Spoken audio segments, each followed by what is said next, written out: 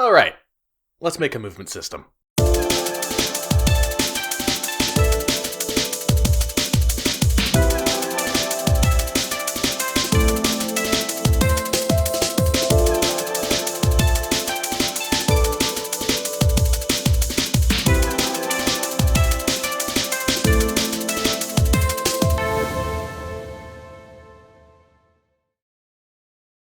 This is an 8-level prototype for a first-person speedrun-focused platformer. I'm going to show you what the goal for this prototype is, how it came together, and at the end of this video I'll share a way for you to play it yourself. Or you could just click the link in the description. I won't judge. For the longest time I've been absolutely enthralled by movement mechanics in games. I love games that let you demonstrate skill expression through the simple act of getting from point A to point B. And for a lot of people, the game that highlights this the best is Gex, Enter the Gecko. Titanfall 2. Everyone and their pet rock praises Titanfall 2 for its movement mechanics. And I'm no different. This game is incredible. Oh!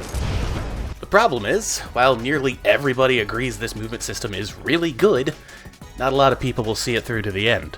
Trying to teach the average person how to air strafe and tap jump is, unfortunately, not something that can be done easily. I should know.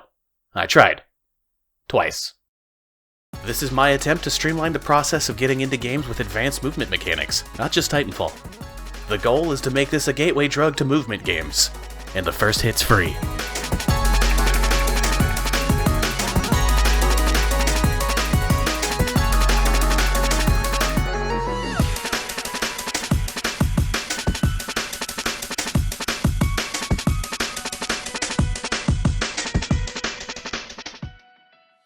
For this prototype, we'll be using Unreal Engine 5, because I just think it's neat. Unreal comes with a character class that includes a movement component, which itself comes with a whole bunch of useful things, so we don't have to reinvent the wheel for basic locomotion. Keyword being basic, as we'll have to make several things ourselves, such as wall running and grappling. So let's get the biggest one out of the way first. For wall running, we do a line trace from the left and right side of the player to detect surfaces, and if either of these hit, we can disable the player's gravity. Unfortunately, this means if we connect to a wall while falling or jumping, we keep all that vertical momentum. Thankfully, this can be easily fixed by setting our Z velocity to 0 when wall running. But now we have this really harsh stop when connecting to a wall that feels like our body is just one giant suction cup. The solution I used was to interpolate your Z velocity to 0 over a short period of time. This theoretically creates an edge case where if you're falling too fast, you'll just slide past the wall if it's not big enough to compensate.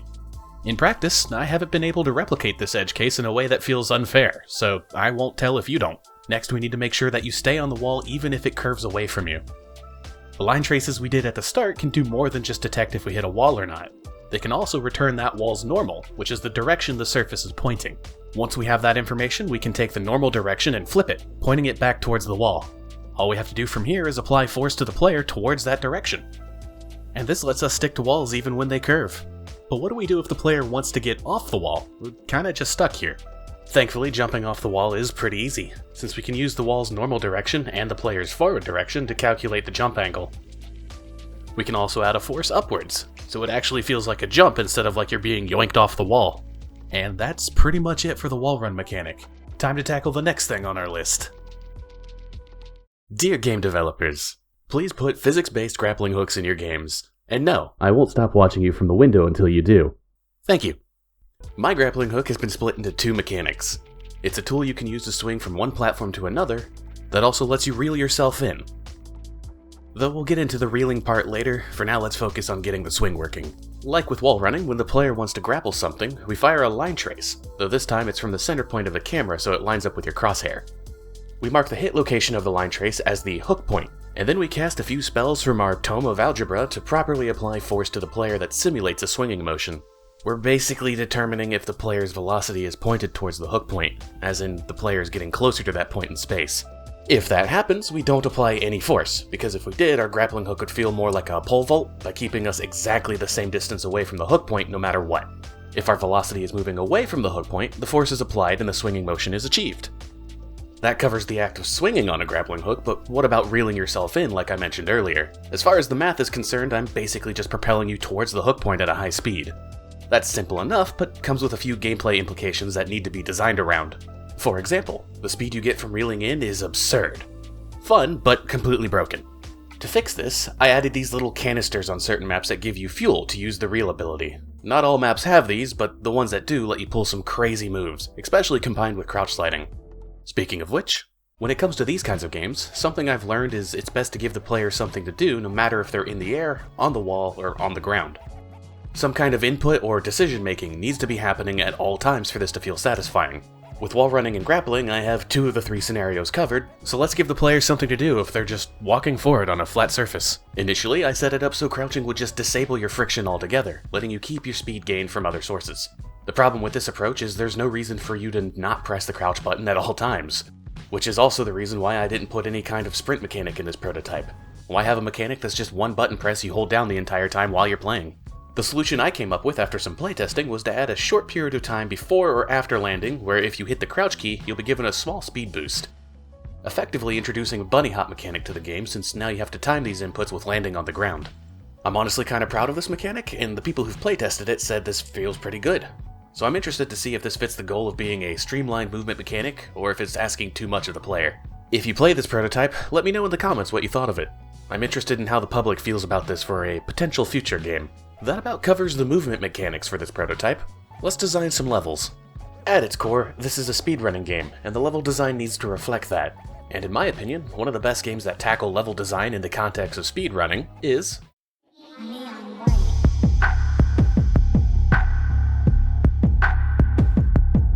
Neon White as a speedrunning game fascinates me. You get into the game expecting to go fast, but when you start gameplay, you quickly realize the main character moves slow. Your jump is floaty, and there's no feeling of momentum in the air at all. I'll admit my first impressions figured this game was all style and no substance, but the more I played, the more it started to make sense.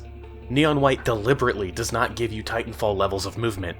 It makes you earn your speed through strategic use of abilities and map knowledge. Nearly every level clearly signposts a path that takes you to the exit, but these paths are never the fastest route. You're expected to take what the game gives you and break its systems in your favor. You're expected to find your own path, one that may or may not be developer intended. Yeah, people figured out how to spend more time on water in ways that I never imagined. For the sake of finishing this project on time, I won't be making a robust ability system like Neon White. I will, however, be stealing part of their level design philosophy. Nearly every level in this project will have some alternative path or thing you can do that gets you to the exit faster. And it's up to you to find them.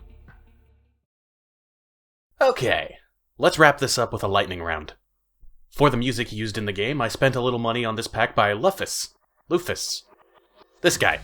You can never go wrong with breakcore in these kind of games. To get this particular visual style, I relied on a few asset packs. Here they are if you want to check them out yourself. Though I will say most of these I got for free in Epic's monthly free asset giveaway.